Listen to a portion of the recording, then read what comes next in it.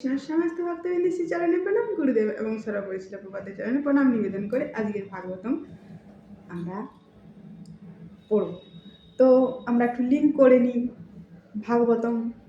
তো ভাগবতম যিনি লিখেছেন তিনি প্রথমে মঙ্গলাচরণ করলেন 3টা শ্লোকে। প্রথম শ্লোকে তিনি নমস্কার করলেন, দ্বিতীয় শ্লোকে বস্তু নির্দেশ, তৃতীয় শ্লোকে তিনি আশীর্বাদ। তারপর 4 নম্বর শ্লোক থেকে ভাগবতমের কাহিনী শুরু। তারপরে তারপর ঋষিরা সহস্রব্যাপী যজ্ঞ অনুষ্ঠান করার পর তারা ভাগবত শোনার অভিলাষী হলেন এবং সেই ভাগবত পাঠক এলেন তাকে কিনা আসনে উপবেষ্ট করলেন এবং তাকে তার গুণমহিমা করলেন, তাকে শ্রদ্ধা নিবেদন করলেন, শ্রদ্ধাঞ্জলি দিলেন। তো তারপরে ঋষিরা 6খানা প্রশ্ন করলেন। প্রথম প্রশ্ন ছিল যে জগতের শ্রেয় কী, দ্বিতীয় প্রশ্ন শ্রেয় লাভের পন্থা কী, তৃতীয় প্রশ্ন ভগবানের জন্ম, ভগবান কেন আসেন, চতুর্থ প্রশ্ন ভগবানের কর্ম কী কী লীলা করেন, তারপরে প্রশ্ন 5 নম্বর তার অবতার, বিভিন্ন অবতার আছে, অবতারদের কথা বলুন। এমনকি এক একটা লীলাতে ভগবান একসাথে 3-4টাও অবতার আসে। যেমন আমরা দেখব সমুদ্র মন্থনের সময় কিন্তু ভগবান প্রথমে কুর্ম রূপ ধারণ করেছিল। তারপরে যখন সেই মন্দর টলতে থাকে তখন উপরে কিন্তু আবার ভগবান এসেছিলেন। তারপর যখন অমৃত উঠে তারপর ধনন্তরে সাক্ষাৎ ভগবান তিনি আসেন। তারপরে সেই অমৃত সকলকে বিলিয়ে দেওয়ার জন্য আবার মোহিনী রূপে আসেন। তো ভগবান ওই লীলাতে 4 জন অবতার। তো ভগবানের অবতারদের লীলার কথা বলি। তো এবার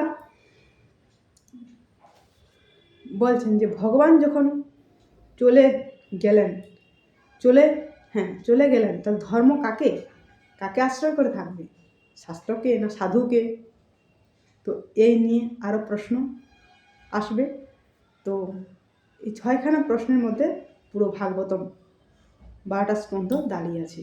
তো আমরা পরে দেখব। তো আমরা আজকে শ্লোকে আসি।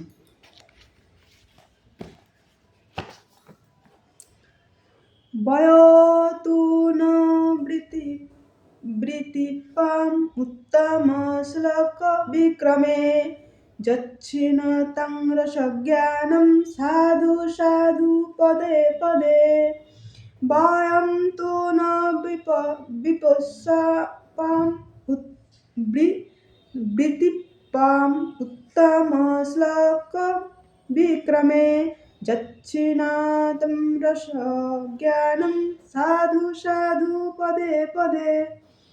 অনুবাদ: উত্তম শ্লোকের দ্বারা বন্দিত হন যে পরমেশ্বর ভগবান, তার অপ্রাকৃত লীলা কথা যতই আমরা শ্রবণ করি না কেন আমাদের তৃপ্তি হয় না। যারা তার সঙ্গে সম্পর্কযুক্ত হওয়ার অপ্রাকৃত রস আস্বাদন করছেন তারা নিরন্তর তার সেই লীলাবিলাসের রস আস্বাদন করেন। তো খুব সুন্দর শ্লোক। বয়ম তু ন বৃত্তিপম উত্তম শ্লোক বিক্রমী যচ্ছিনতং রস জ্ঞানম সাধু সাধু পদে পদে। এখানে বলছেন যে ভগবানের কথা শুনতে আমরা অত্যন্ত অভিলাষী। শুনতে আমাদের ছাড়তে ইচ্ছে করে না, আরও বলুন। ভগবানের কথা বলুন, ভগবানের কথা আমাদের তৃপ্তি হচ্ছে না, বলতেই থাকুন। এটা কিন্তু শ্রোতারা বলছেন, পাঠক এখনো মুখ খুলেননি, যিনি পাঠ দেবেন এখনো মুখ খুলেননি, এটা শ্রোতারা বলছেন। তো এরকম আমাদেরকেও পাঠকদেরকে বলতে হবে, নাহলে পাঠকরা ক্লাস দিচ্ছে না আমাদেরকে, তাই না? তো আমাদেরকে পাঠকদেরকে উৎসাহ করার জন্য আমাদেরকে বলতে হবে, নাহলে আমরা ক্লাস পাচ্ছি না, ভগবানের কথা শুনতে পাচ্ছি না। তো আমাদেরকেও বলতে হবে। তো আজ এই পর্যন্ত। তো আরেকটা ঘোষণা যে আমি প্রবাস প্রচার কিছু টিপস, অনেক শাস্ত্র থেকে কিছু নোটস আমি তৈরি করেছি এবং সেটার উপরে আমার একটা কী আছে যে আমি একটা ক্লাস দেবো, তো আধা ঘন্টা করে হলেও 10 দিন লেগে যাবে। তো আমি যেহেতু আধা ঘন্টা দেবো না, 10 মিনিট করে দেবো, তো সেটা অনেকগুলো ক্লাস হয়ে যেতে পারে। তো তো কাল একটা দিয়েছি, আপনারা দেখতে পারেন, কিন্তু সে থেকে একজনের মন পরিবর্তন। কারণ এগুলো যদি না জানি তাহলে কিন্তু কেউ শাস্ত্রতে আসে না। শাস্ত্র অভ্রান্ত বলে, কাল্পনিক বলে। তো একজন বলতে তা কালকে মানে তার একটু হয়েছে যে না, তো তিনি লাইক দিয়েছেন যে হ্যাঁ গ্রহণযোগ্য। তো এরকমই আপনারা যদি শোনেন তাহলে ভালো আর কি।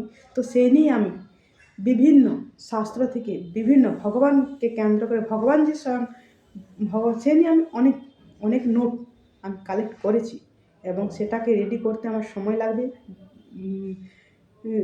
দিতে সময় লাগবে। তো সেটা করে আমি ভেবেছি যে এই ক্লাসটা আমি দেবো। তো এই ক্লাসটা আমি 10টা ক্লাস হলে পর সমাপ্ত হবে, কিন্তু আমি শর্টে বলবো, একদম সিম্পল মেন কথাগুলো বলবো, আর আমি সেটা 10 মিনিট করে একটা ক্লাসে কভার করবো।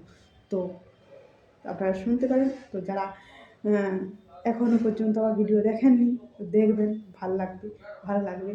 তো প্রভুরা তো 1 ঘন্টার ভিডিও দেয়, কিন্তু সবার কাছে সময় হয় না, তার জন্য আমি একটা শ্লোকে একটা করে বলতে থাকি। যদিও আমার যোগ্যতা নেই, তবু আমি বলার চেষ্টা করি। তো এরকম শুনলে ভালো হয় আর কি। এই জন্য হরে কৃষ্ণ।